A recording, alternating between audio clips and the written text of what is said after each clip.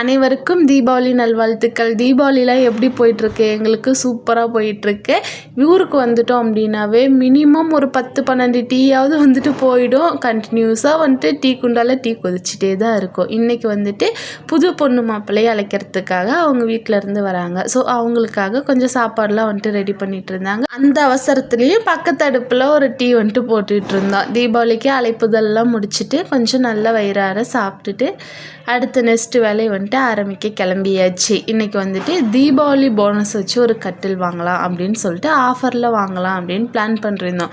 கட்டில் கடைக்குள்ளே போனால் உடனே எப்போவுமே எடுத்த மாதிரி சரித்தரலாம் இல்லை. ஒரு கடைக்கு ஒரு 10-15 கடை பார்த்து தேடி எடுத்து வீட்டுக்கு கொண்டுட்டு வரத்துக்குள்ளே விடிஞ்சிடும். அந்த மாதிரி தான் வந்துட்டு இந்த டைமும் ஆயிடுச்சு. ஒரு 2-3 கடை பார்த்துட்டு அப்புறம் ஃபைனலாக அந்த கட்டில் பிளான் பண்ணி எடுத்துகிட்டு வந்தாச்சு. தம்பி முட்டை உடையாமல் வாங்கிட்டு வாடானா அவன் வந்துட்டு உங்களுக்கு எதுக்கு கஷ்டம் ஆக்காங்களா அப்படின்னு சொல்லிட்டு உடச்சே வாங்கிட்டு வந்துட்டான்.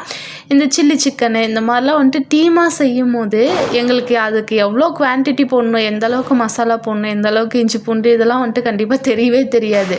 நாங்களாக கைக்கு வந்ததை எடுத்து போடுவோம். காரம் அதிகமாக இருந்துச்சு அப்படின்னா கார்ன்ஃப்ளவர் ஆட் பண்ணுவோம்.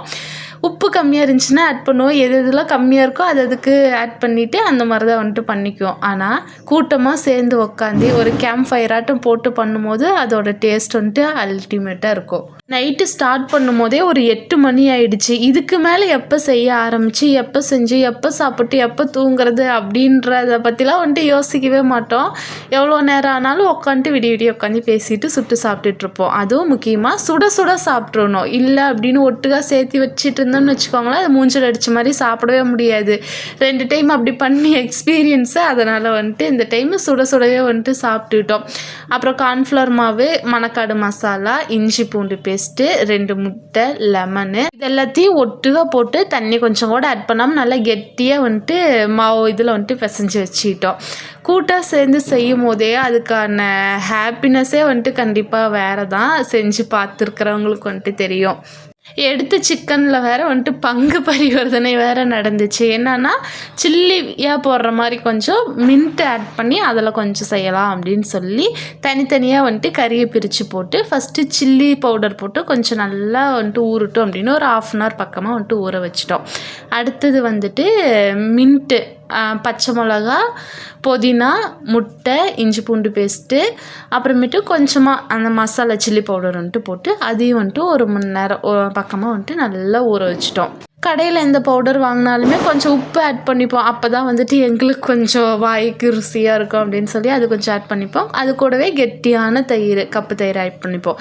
இதில் முக்கியமாக மயோனஸ் வந்துட்டு நான் வீட்லேயே தான் செய்வேன் அப்படின்னு சொல்லி ஹஸ்பண்டு, அக்கா அவங்களாம் சேர்ந்துட்டு வெள்ளை கரு எல்லாத்தையும் எடுத்துகிட்டு மஞ்சள் கரு மட்டும்தான் வந்துட்டு சிக்கன் ஊற வைக்கிறதுக்காக வந்துட்டு தந்தாங்க.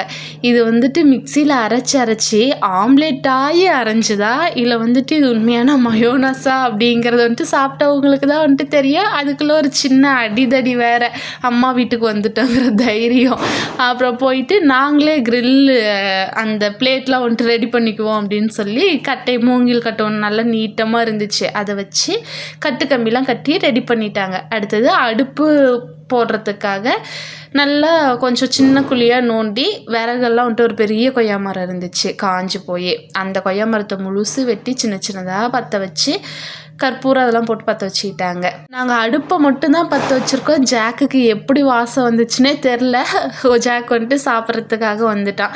இந்த அடுப்பெல்லாம் பற்ற வைக்கிற நேரத்தில் போயிட்டு பெட்டு கட்டில் வந்துட்டு எல்லாத்தையும் ஃபிக்ஸ் பண்ணிட்டு வந்துடலாம் அப்படின்னு சொல்லிட்டு போயிட்டாங்க. இதுக்கு நடுவில் இந்த எண்ணெய் வந்துட்டு நாங்கள் சிக்கனுக்கு மேலே தடவுறதுக்காக வாங்கிட்டு வந்துருந்தோம்.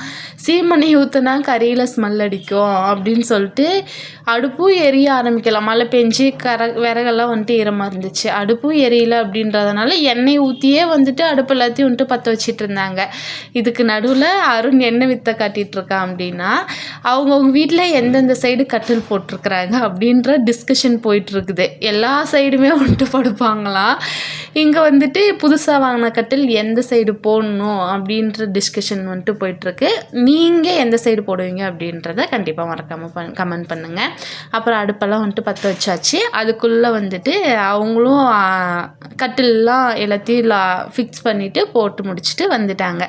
சுடுறதுக்கு ஆரம்பித்தாச்சு. சுட ஆரம்பிக்கும் போது மணி 12 ஆயிடுச்சு. தீபாவளி பட்டாசு வச்சு வெடிக்க ஆரம்பித்தாச்சு. அது என்னடானா வந்துட்டு பற்றவே இல்லை. அப்புறம் ரொம்ப நேரம் கழித்து வந்துட்டு பற்றி வெடித்து ஸ்டார்ட் பண்ணி வச்சுட்டோம் தீபாவளியை. இந்த புகையில் உட்கார்றது எவ்வளோ பெரிய கஷ்டம் தெரியுமா? அதுக்கு தான் கௌசல்யா பைப்பில் வச்சு ஊதிட்டுருக்குறாங்க. ஜாக்கு எப்படா போடுவீங்க கறியை அப்படின்னு சொல்லி காத்துட்டு கிடக்குறேன். நாங்கள் இப்போ தான் வந்துட்டு ஸ்டார்ட்டே பண்ணிருக்கிறோம்.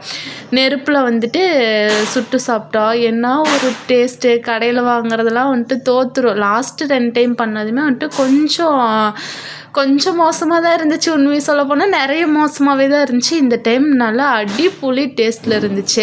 எல்லாருமே வந்துட்டு சுட சுட வந்துட்டு ஒவ்வொரு பீஸாக எடுத்து சாப்பிட்டுக்கிட்டோம். நல்லா டேஸ்ட்டு, சல்லு ஊற்றுது, அந்த அளவுக்கு வந்துட்டு டேஸ்ட்டாக இருந்துச்சு. அப்புறமேட்டுக்கு அந்த அடுப்புலேயே வந்துட்டு பட்டாசுலாம் பற்ற வச்சு வெடிச்சிட்டு இருந்தாங்க. ஒரு ஆள் எடுத்து வைக்கிறது, ஒரு ஆள் அடுப்பை தள்ளுறது, ஒரு ஆள் வந்துட்டு திருப்பி விடுறது, ஒரு ஆள் எண்ணெய் தடவுறது அப்படின்னு சொல்லிட்டு ஒவ்வொருத்தரும் வந்துட்டு ஒவ்வொரு வேலையும் பிரிச்சிட்டோம். கருகாமல் வந்துட்டு திருப்பி போட்டுகிட்டே இருக்கணும். அப்போ தான் வந்துட்டு உள்ளே இருக்கிறதெல்லாம் வந்துட்டு நல்லா வந்துட்டு ஜூஸியாக வெந்து வரும். கையாலே ஒரு கட்டத்துக்கு மேலே வந்துட்டு கையாலேயே திருப்ப ஆரம்பிச்சிட்டோம். கரண்டிலே அவ்வளோ நேரம் திருப்பிட்டு இருக்கிறது கம்ஃபர்டபுளாகவே இல்லை அப்படின்னு சொல்லிட்டு கையாலேயே திருப்ப ஆரம்பிச்சிட்டோம். சந்திரமுகி மோகினி மாதிரி. தனியாக செஞ்சுருந்தோம் அப்படின்னா இந்தளவுக்கு ஒரு டேஸ்ட்டு வந்திருக்குமா அப்படின்னா கண்டிப்பாக சான்ஸே இல்லை. எந்த ஒரு கரெக்டான ப்ராப்பரான மசாலாவும் போடாமல் இவ்வளோ டேஸ்ட்டாக வந்திருக்கு அப்படின்னா சுற்றி வர உட்காந்து அரட்டடிச்சிட்டு பேசிட்டு சுட்டது தான் வந்துட்டு அந்த டேஸ்ட்டுக்கெலாம் வந்துட்டு காரணம். முடிக்கிறதுக்கு ஒரு 2:15 ஆயிடுச்சு. நெக்ஸ்ட் டே மார்னிங் எழுந்து குளிச்சுட்டு சாமியெல்லாம் கும்பிட்டு தீபாவளி ஸ்டார்ட் பண்ணியாச்சு.